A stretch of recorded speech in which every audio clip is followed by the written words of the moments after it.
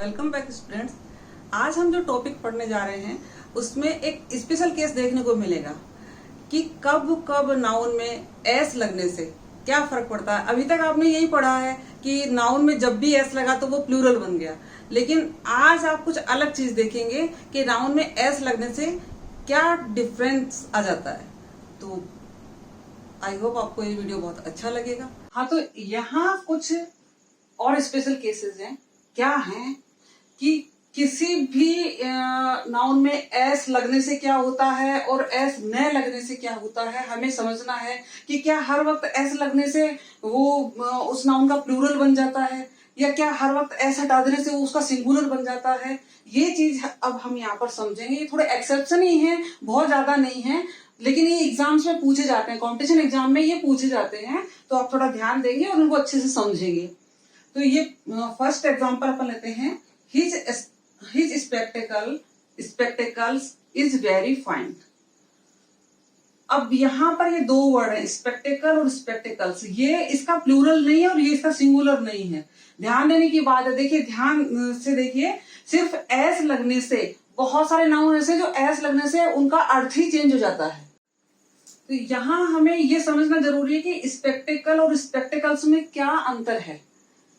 इसमें एस नहीं लगा हुआ है, इसमें एस लगा हुआ है, ये इसका प्लूरल नहीं है, ये अलग चीज है और ये अलग चीज है। तो इनका अर्थ जानना भी बहुत जरूरी है हमारे लिए, तभी हम आगे सेंटेंस में इनका सही उपयोग कर पाएंगे।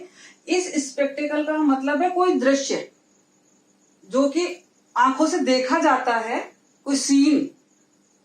इस स्पेक्टेकल का मतलब क्या है? कोई दृश्य, कोई सीन। और इस स्पेक्टेकल्स का मतलब क्या है? चश्मा। यहाँ ये ऑलरेडी, ये जो स्पेक्टेकल्स है ये ऑलरेडी प्लूरल फॉर्म में ही लिखा हुआ है और ये हमेशा प्लूरल फॉर्म में यूज होता है।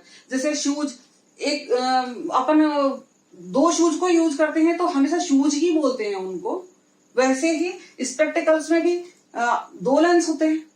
तो इसलिए इसको हमेशा, इसका नेचुरल जो है वो प्लूरल फॉर्म ही है और ये हमेशा प्लूरल फॉर्म में ही यूज होता है।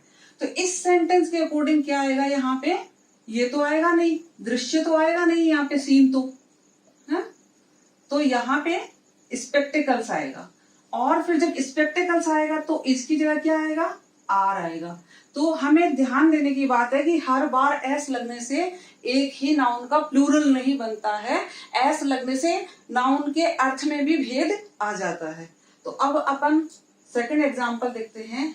द जज ordered the irons of the accused to be removed.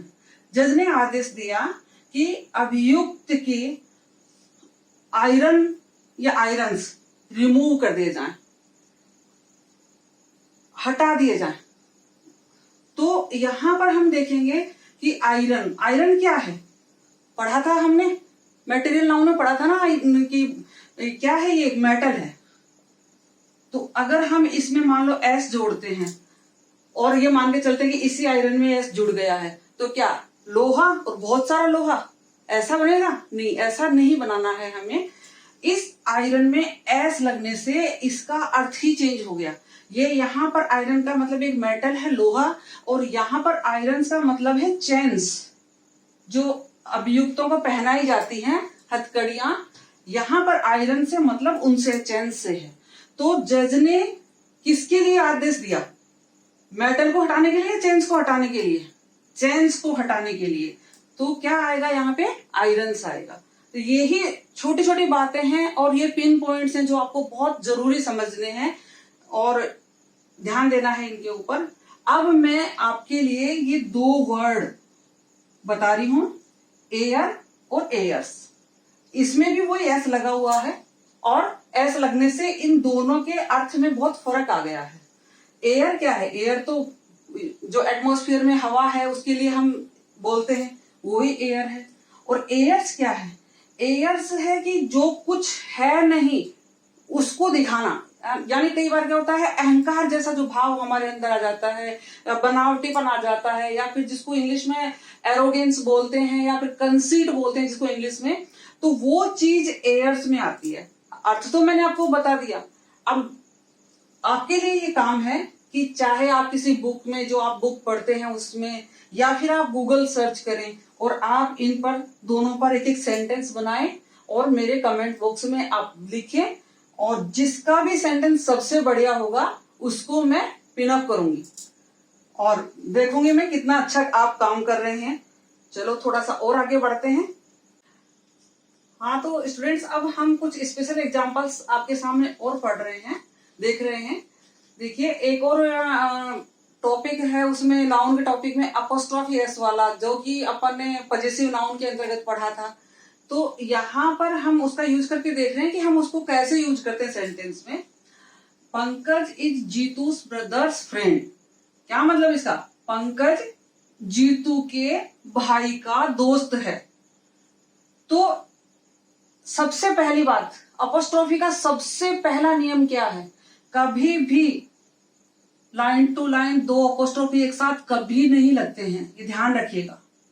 कभी भी दो नाउन पे एक साथ अपोस्ट्रोफी कभी नहीं लगते हैं। अब हम क्या करें, कैसे लिखें इस सेंटेंस को? तो अपोस्ट्रोफी जो एस है, इसका मतलब क्या होता है?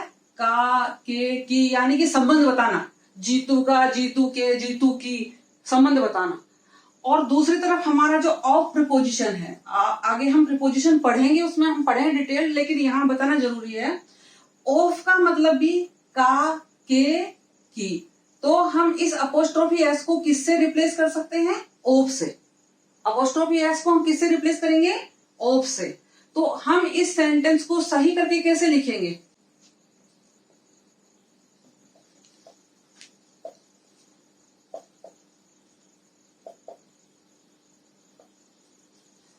हम जो दोनों ही पे एक बार अपोस्ट्रोफी हटाते हैं। Pankaj is friend of,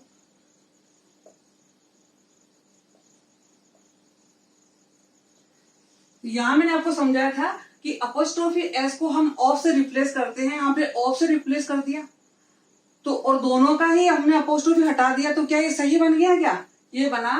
Pankaj is friend of Jitu brother, यानी पंकज जो है जीतू भाई का दोस्त है।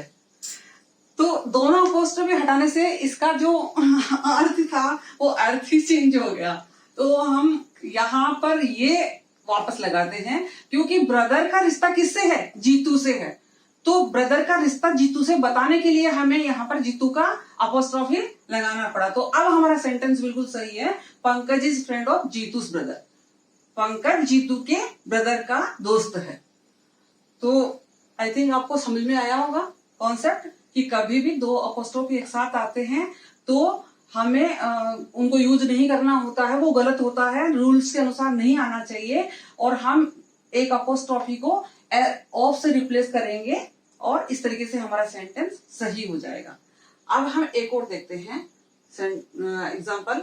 सी married her friend Manisha's uncle. उसकी शादी उसकी दोस्त मनीषा के अंकल से हुई। अब यहां पर बच्चों देखने की बात यह है कि अगर ये सेंटेंस ऐसे होता ना कि सी मैरिड हर फ्रेंड्स अंकल, तो कोई ज्यादा बात नहीं होती, यहाँ पे अपोस्ट्रोफी लग जाता। लेकिन यहाँ पर चूंकि हर फ्रेंड और मनीषा ये दोनों एक ही व्यक्ति के लिए आए हैं, तो अपोस्ट्रोफी के अलावा भी यहाँ पर एक चीज और है कि जब सेंटेंस में एक ही व्यक्ति के लिए उसका नाम भी और साथ ही उसका जो भी कुछ रिलेशन है, पद है, प्रतिष्ठा है, जो भी कुछ है वो भी उसमें सेंटेंस में दिया जाता है, तो फिर ये केस ऑफ अपोजिशन आता है। इसको क्या बोलते हैं? Case of opposition. ध्यान दीजिए क्या बताया मैंने। सी मैरिड हर फ्रेंड, उसकी शादी हुई उसकी मित्र। अब मित्र का परिचय दिया गया, मित्र कौन है? मनीषा, मनीषा के अंकल से। तो हर फ्रेंड और मनीषा दोनों एक ही व्यक्ति के लिए यूज हुए हैं, तो एक ही व्यक्ति के लिए यूज हुए हैं, इसलिए मनीषा वर्ड किस में आया? केस ऑफ अपोजिशन में आया है। और जब भी कभी ऐसा होता है तो अपोस्ट्रोफी हमेशा आगे वाले पे ही लगती है। ये ध्यान देने की बात है, समझने की बात है। अब तीसरा एक और एग्जाम्पल है। Boys after boys ran to catch the kite. बहुत सारे लड़के एक के बाद एक दौड़ रहे हैं पतंग को पकड़ने के लिए। तो इसको हम किस तरीके से लिखेंगे? अभी हम नाउन पढ़ रहे हैं और ये बीच में एक एग्जाम्पल आ गया है प्रीपोजिशन का। आफ्टर क्या है आपको मालूम है? प्रीपोजिशन है, जो हम आगे पढ़ेंगे और बहुत डिटेल में पढ़ेंगे। लेकिन यहां पर चूंकि हम नाउन को समझा रहे हैं, कॉन्सेप्ट हमारा नाउन वाला समझा रहे हैं, तो ये ध्यान देने की बात है कि जब भी कोई प्रीपोजिशन आता है तो उसके साथ में हमेशा सिंगुलर नाउन ही लगेगा। ये ध्यान देने की बात है। देख लीजिएगा आप, boy after boy run to catch the kite. तो अगर इस प्रकार का क्वेश्चन आता है आपके एग्जाम में तो आप उसको देखेंगे, प्रीपोजिशन के आगे पीछे सिंगुलर नाउन लगाना है आपको, कभी भी प्लूरल नाउन नहीं लगेगा। तो आई होप आपको ये वीडियो पसंद आया होगा और बहुत कुछ आपके कॉन्सेप्ट क्लियर हुए होंगे। और अगर आपको अच्छा लगा तो इसको लाइक कीजिएगा, शेयर कीजिएगा और मेरे चैनल को सब्सक्राइब कीजिएगा। मिलते हैं नेक्स्ट वीडियो में आप सबके।